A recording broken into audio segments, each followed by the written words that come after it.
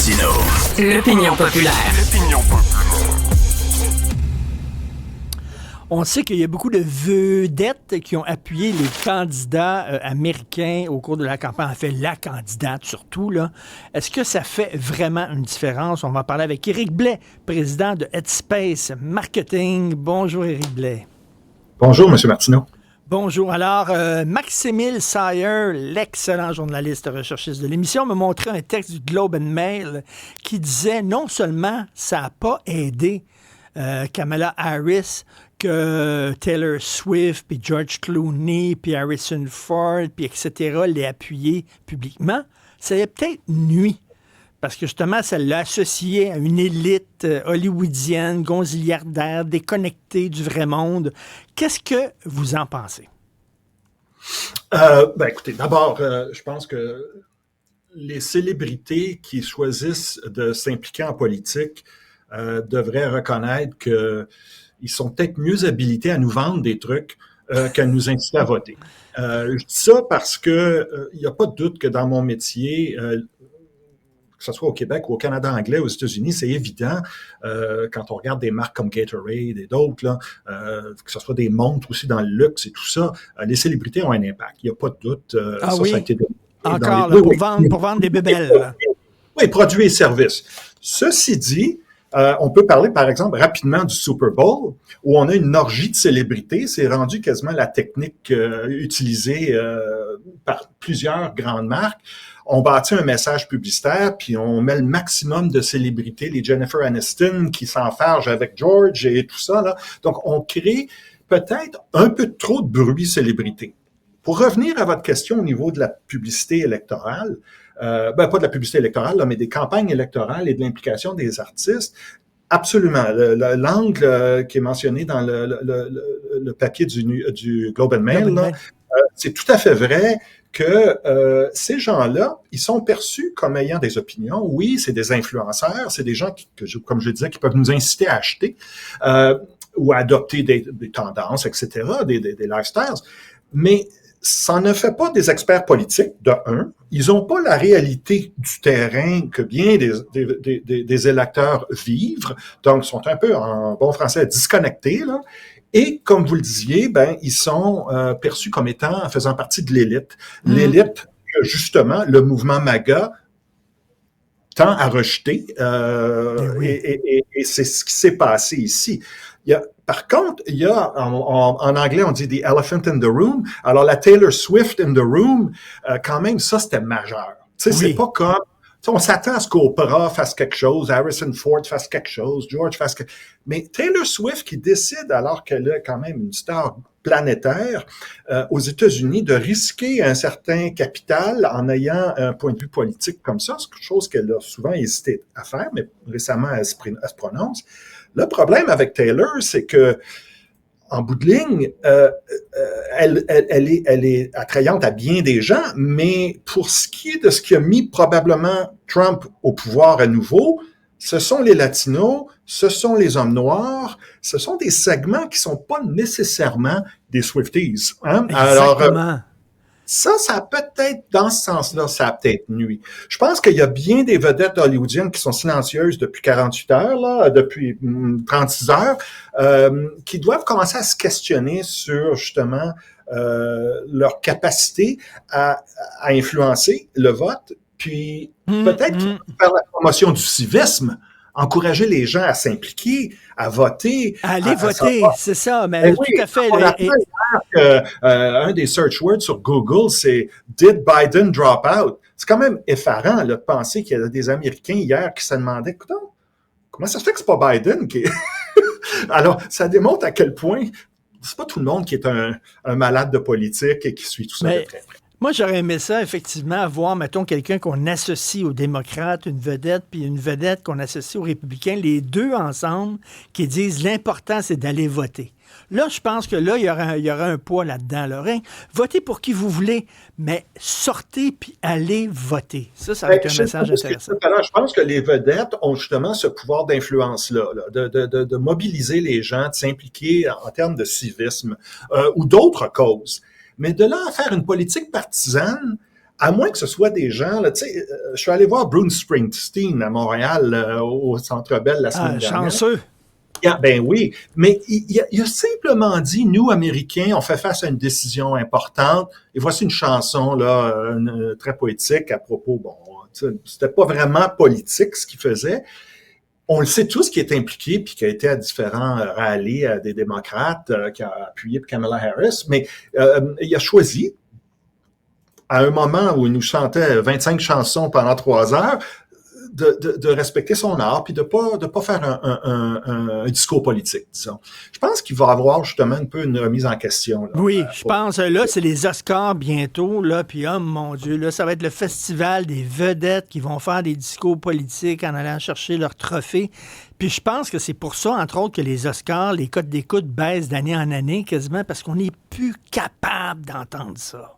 Possiblement, mais il faut aussi reconnaître que le mouvement MAGA a aussi ses propres célébrités. Je pense que, tu sais, c'est facile d'être snob puis de dire, nous autres, c'est Nicole Kidman, puis c'est ci, puis c'est ça, mais on a tous ri un peu de Hulk Hogan qui s'est tiré le chandail, le T-shirt au Madison Square Garden, mais aussi à la Convention républicaine. Mais les gens l'aiment. Il y a des Américains qui aiment la lutte, qui aiment tout ça, là, cet univers-là. Donc, c'est qui on est pour juger, nous, observateurs des médias et tout ça, de dire que ça, c'est la classe, mais c'est précisément peut-être ça qui se passe, c'est que l'élite hollywoodienne, elle est perçue comme étant démocrate, puis nous, on a nos propres stars. Puis je dirais aussi, important, on parle d'élite hollywoodienne, de stars hollywoodiennes, mais Elon Musk, c'est une célébrité. Oui. Et Elon Musk, on a beau dire Trump, il n'y avait pas de célébrité, c'était des B puis des C class, là. Non. Il y a l'homme le plus riche au monde qui a choisi d'utiliser son statut de célébrité. Puis dans son cas, on peut penser ce qu'on veut penser d'Elon Musk, mais il est perçu comme étant un homme d'affaires et un génie de toutes sortes de trucs.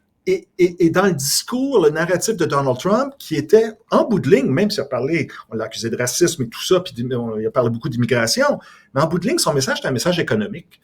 Et puis, là, une célébrité qui a quelque chose à dire à propos de ça, qui est crédible. Donc, il y a une association qui est crédible. Beyoncé, OK, mais elle apporte quoi à elle, à Kamala Harris? Et c'est très bien. Et Éric Blais aussi, j'imagine que ça marche quand il y a un effet surprise, tu sais.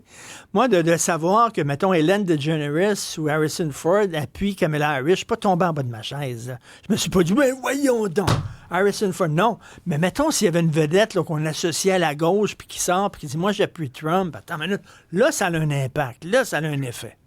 Mais peut-être que là, je presse pour ma paroisse là, comme publicitaire, mais aussi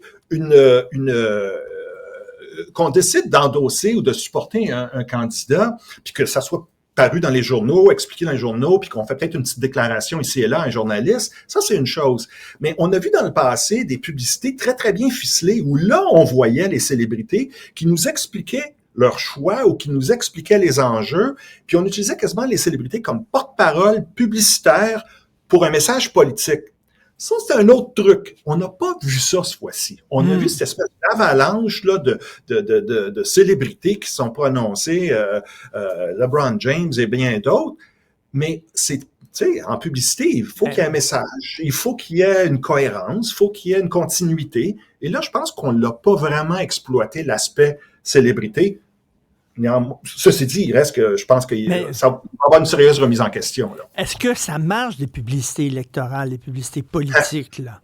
Est-ce que ça peut faire changer les choix des gens?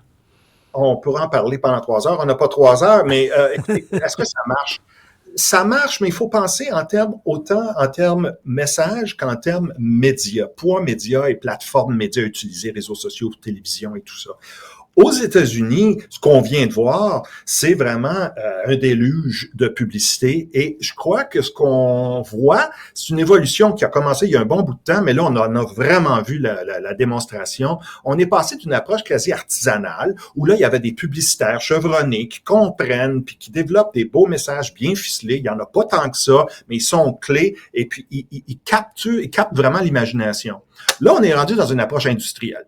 On fait des messages à la tonne, on les teste. Il y a même un PAC, là, un Political Action Committee des démocrates qui a dépassé 700 millions. Eux, ils créent 28 pubs pour en utiliser qu'une seule. Et là, on voit le résultat. Des publicités qui ont été un peu tricotées à travers de la recherche, un peu comme un Rubik's Cube. Là, on met un peu de ça, un peu de ça, un peu de ça. Et ça laisse un peu, comment dire, un peu plat. Tu sais, ça n'a pas vraiment le pouvoir émotif que les publicités que j'appellerais plus artisanales. Ça semble cheap. Tu sais, moi, comme publicité politique, je pense une des meilleures, c'était It's Morning Again in America de Ronald Reagan. C'était simple. Le gars se promène un peu habillé en cowboy, puis ça, le soleil se lève. It's Morning Again. C'est fantastique. Ben, la voix de Hal Riney, d'abord, un géant de la pub aux États-Unis, mais aussi, tellement drôle que vous parliez de cette pub-là, parce que c'était le Dream Team de Reagan. C'était les plus grands publicitaires de Madison Avenue qui étaient républicains. Ensemble, on parle là du patron d'Omnicom pour Pepsi, on parle des grandes boîtes publicitaires, ah ben la voilà, on parle des grands publicitaires, des génies, les gourous de Madison Avenue, qui avaient créé ce genre de pub-là.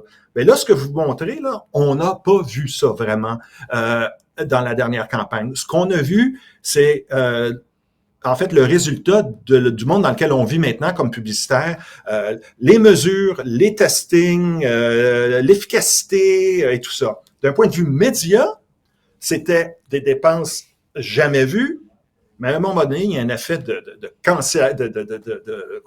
cancellation. Là, je ne sais pas si ça se dit, mais on ne sait plus. Et il y a même un prof de Berkeley qui a dit, écoutez, il y a un effet très, très petit, mais pas nul. Par contre, c'est peut-être juste ce petit effet-là qui fait que si c'est très serré, la pub peut faire une différence. Mais quand on voit dans l'État de la Pennsylvanie, les gens ont vu en moyenne 20 publicités par jour depuis le mois d'août. Et c'est des publicités souvent de nature négative. Attaque, ben à un moment donné, tu bloques. À un moment donné, complètement. C'est assez. Tout à fait. Bon, on n'écoute plus, mais on va vous écouter encore parce qu'on va se reparler, c'est certain. C'est toujours intéressant. Éric Blais, président de Headspace Marketing. Merci beaucoup, Éric. Ça m'a fait plaisir. Salut. Au revoir.